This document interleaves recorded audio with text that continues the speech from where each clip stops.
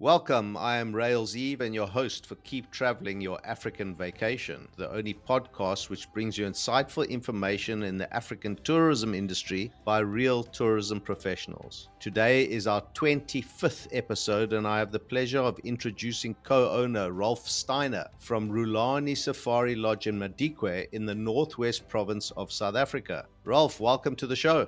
Hello, Rail. It's a pleasure to meet you.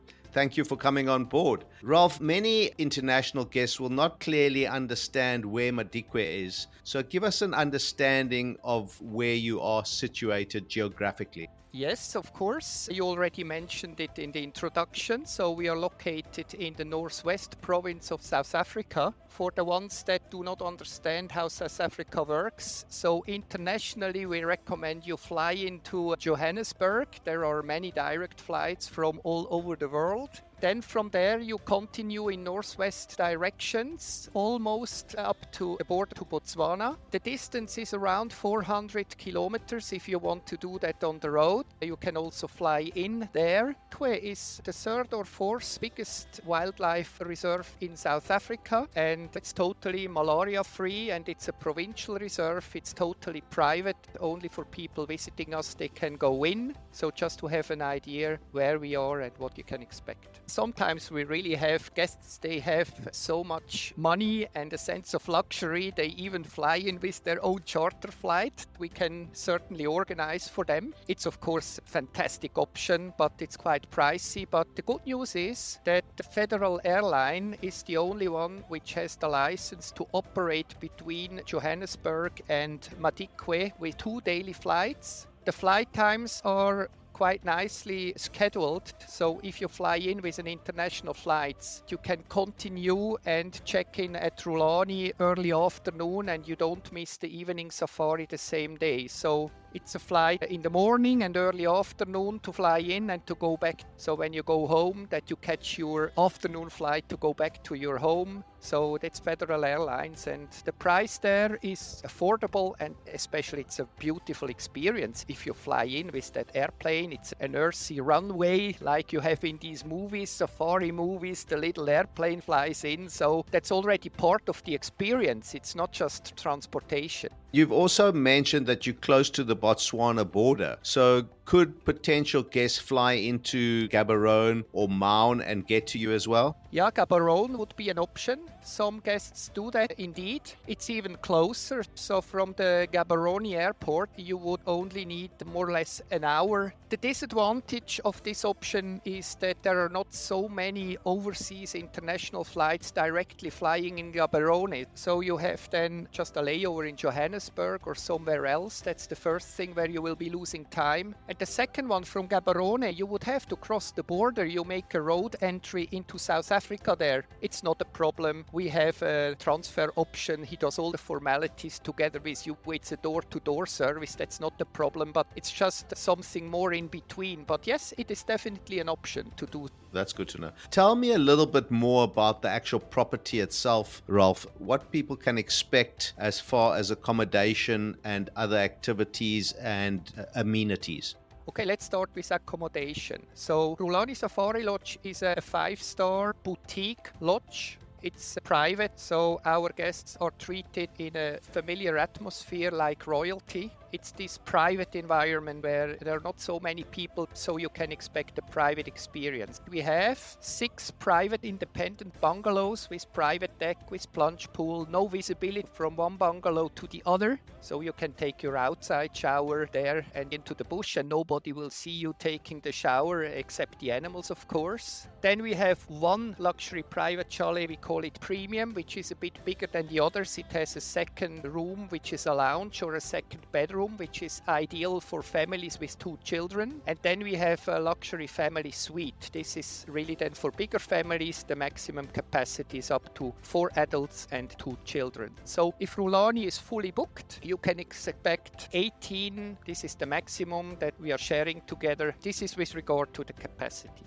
Then your second question around the activities. We are a safari lodge. We are located in the middle of that reserve. There are animals around. We are not even properly fenced, which means potentially animals walk through the lodge, so you have to keep your eyes open. It's really a bush experience also. It's not just a 5-star luxury away from everything. We put our guests inside that experience also in the lodge. So at night, for example, you cannot walk back to your room alone. You need to be accompanied by our night guard or the ranger. Then you do the safari activities, which are included in the daily program, of course. So early morning and in the late afternoon, you go out on safari for 3 to 3.5 hours together with your ranger on an open land cruiser and get the experience of looking for the animals. During the day, you have your comfortable room, so many people, they like it just now to relax during the day, be in the room, enjoy the views that are beautiful. You can also order a massage. We have 3 spa therapists in the beautiful environment of your own chalet. We put up the massage bed and you can there be pampered by our therapist. This is all possible. For the ones that they look for a bit more of activity, we have a program. For example, we have villages close by where our staff comes from, so we offer a local village tour, so you get into the local cultures to see how they live, visit local schools. We are also quite active in wildlife protection as Rhulani, and there is the possibility to visit the operations center for the combat against rhino poaching, so you can see what we do to protect our rhinos. For our little guests, we have also fun activities. We built a shooting range, so you can do air rifle shootings and training, so the children have a series of activities, so we'll never get bored. That's great that you have set up some activities for the little ones, as you say, because as a parent, when I go on holiday, I like to get rid of the little ones. Time to have my own R&R.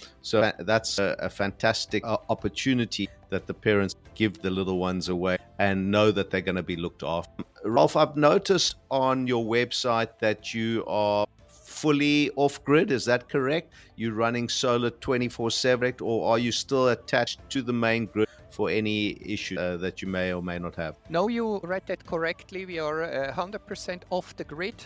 So we have our own solar plant, which provides us with the electricity, of course, during the day through the sun directly. But the excess production goes into the batteries, which keep their operation ongoing during the night. And in case that the system fails, we have the backup, which is a generator, which helps us. But we are disconnected, that's true. By the way, we started with that project just along with the load shedding of the government. So we wanted to move into a stable environment again. But of course also the whole sustainability way of thinking, be nice to our earth, was also a big driver. And along with that, we continued on that process. I'm very happy to know that you're running majority on solar. You're not going to ever be shy of the sunlight in that part of the world, so that's fantastic. Let's just talk a little bit more about your actual staff complement and some of the upliftment programs that you're doing, because I read a little bit about them and I'm very impressed to see the amount that you are doing. But maybe you just want to touch on that yourself. First of all, I truly believe if you want to deliver the best to your guest, you need to have happy staff and a good team working. So since we started in Rhulani 12 years ago, one of our major projects to create a team that feels identified with us, with Rhulani, with the way we work. We include everybody in decision making. Everybody has equal value. Everybody has a job to do. Of course, we also have a manager of Rhulani, but manager is a function, it's not a status symbol. This also goes along with giving them recognitions for achievements to let them participate in the successes of the company. We have introduced on our way, for example, also a pension fund where everybody is saving towards retirement, which was not the case at the time that we started. They all have their own room. Of course, they have free meals, free Wi-Fi. The most important, we want to give them access to education and training. So there are a lot of training programs during the year. Just now we are running our annual course with the South African Butler Academy Saba. That's quite funny as well, the way how they do it. We then have also targeted education depending on the department and the topic that we have. And if one of the employees we see we want to give support, for example, we nominated 2 new assistant managers earlier this year, but before that we sent them also to courses so that they learn what does it mean to become a manager. what's the challenges that you will face, giving them tools how to resolve them. If somebody wants to do a training on their own and they come to us, there are also incentives. We give them time off. We can co-finance or finance even the whole course if it's also for the benefit of the company. I believe we were successful in our mission to create a team. And if you have a look once on the TripAdvisor of Rhulani, you will notice that most of the guests that check out and give us a comment, they always mention our staff and the way they were treated by them during their stay. I can hear it in your voice and see it in your eye that you're very proud of that fact of bringing those people from sort of grassroots level, bringing them through, giving them the opportunity. So well done to you and your partners in the lodge. Tell me a little bit, touch on the sustainability aspect. Can you give a few little bits of information as to what you are doing in that regard? As I said, the starting point was definitely the introduction of solar. Then we said we could do much more to save energy and to improve our footprint with the CO2 emissions reductions. And then we got in contact with TravelLife, is the company which is a certification body in the name of the Global Sustainability Tourism Council, which is worldwide accepted. We applied for it. And we went through quite a big process in the last 12 months in order to meet all the criteria that you have to meet in order to get that certification. And yes, I have the good message that it was 2 months ago. After the auditor's visit, we finally got that certification. So we are TravelLife Gold certified. We show that also on our website. And as I saw, we are only the second hotel in South Africa that has achieved that recognition. There were 144 criteria that you can meet. When I started, I thought, it's a bit about reducing your CO2 emission and then we are fine. But it was much more. First, of course, there are a lot of KPIs that you have to fulfill. But it's also measuring your waste, how many kilograms, how much wood do you buy, what chemicals do you have to eliminate, certain substances. It is eliminating the plastic, and all is the monthly monitoring and also defining an action plan on how can you further reduce your operation with the CO2 emission. But beside the KPIs, I think there also started a process at Rhulani of changing a mindset in general. Every staff member and every guest checking in is informed and suddenly gets aware that there is a process going on and you are part of it. So if you switch on the shower, of course we have no restriction to a guest of how much water he or she should use. We are a 5-star lot, but you start to think about the whole thing. And maybe you think twice, is it now intelligent that I leave my air conditioning on during 4 hours while I am on game drive just when I'm back that it's cold in my room? Maybe you switch it off, and if you switch it on, you come back in 2 minutes, it's anyway cold again. Also our staff, they give us permanently new ideas of how we can improve certain things, and this is actually the journey that we went through and which we will go through in the future as well. I think you're setting a very good example. I hope that other lodges will follow, because we all need to follow good examples like yourself. So well done on that. I know that you're of Swiss descent, but I'd like a little bit of a background as to where you've come from and how you've managed to get to becoming the co-owner of such a beautiful place like Rhulani Safari Lodge. Yeah, so first of all, co-owner means my wife and I, we own that business and we manage it. I am Swiss. I live in Switzerland still, by the way. I'm an actuary, so mathematician, and I still work 100% for a Swiss insurance company. So you can imagine how boring my life is in general. But suddenly I had the idea that life cannot just continue, that you are forming part as a little piece in a big corporation and doing your job. I want to do something else. I want also to give something back, that what I learned, doing something for wildlife, for communities, and I especially like also the absolutely fantastic atmosphere in Africa with the wildlife. Anyway, I had a friend who told me when you get 40 in a man's life, one of the 3 things happens. Either you buy a motorcycle, you get a girlfriend, or you start your own business. So that's the moment to start my own business. My wife and I, we do that since the first day with great passion.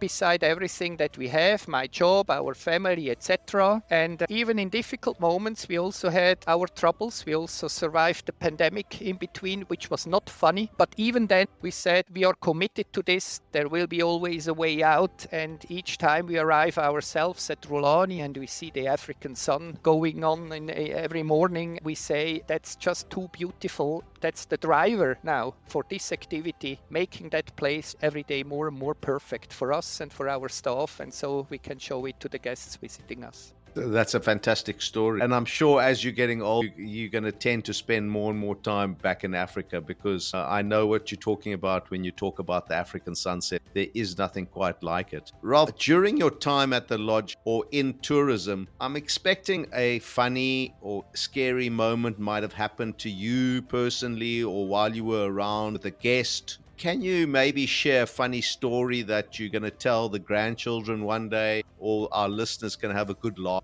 I would have hundreds of stories to tell, but I know this blog has a limited time. But let me tell you this one. We had a guest, he did not speak properly English, so it was a bit difficult to communicate. And it was right before dinner, and we received a phone call from his room in reception. This guest with few English, he talked. He let our reception know he needs help. I have a gecko in my room. We thought not our guests are so familiar with the bush, and the gecko in your room is a little thing, and okay, he needs help. Of course, we will go. And then the receptionist, she took a beer glass to take the gecko out. She went to the room of the guest and she knocked the door, and the guest opens the door and he said, "What are you doing with that beer glass?" The receptionist said, "I will help you. I go to your bathroom and I will take the gecko out." Then the guest smiled and he said, "Yeah, come in." And they went to the bathtub, and there was such a big rock monitor in the bathroom of more than half a meter. The receptionist, he was so frightened he had to call a ranger. The guest was actually very relaxed about that fact. I remember that story always. That was a funny one. Thank you for sharing. Now, I know that you've been very generous in offering the listeners a prize giveaway. Please tell us in your own words what you're going to be giving away at Rhulani Lodge. What we'll be offering is a free stay at Rhulani for 2 nights in one of our luxury private chalets, which is for 2 adults and 2 nights. When you're a guest at Rhulani, even with that price, it means in our package is always included all the activities with the safaris in the morning and in the evening. We also, in the price is full board, even the beverages, even alcoholic drinks are included already. So the only thing that is then still excluded is the park entrance fee and the daily contribution to conservation, which has to be paid as an extra. I'm very sorry to end off our show, but I must say I really appreciate your time and energy coming onto the show. It's been really wonderful learning about Rhulani Safari Lodge. You've been a fantastic guest, and I'm a little bit wiser today than I was yesterday. Your fantastic property in Madikwe. Thank you so much for coming on board. Thank you, and congratulations for your fantastic and distinctive program that you're running.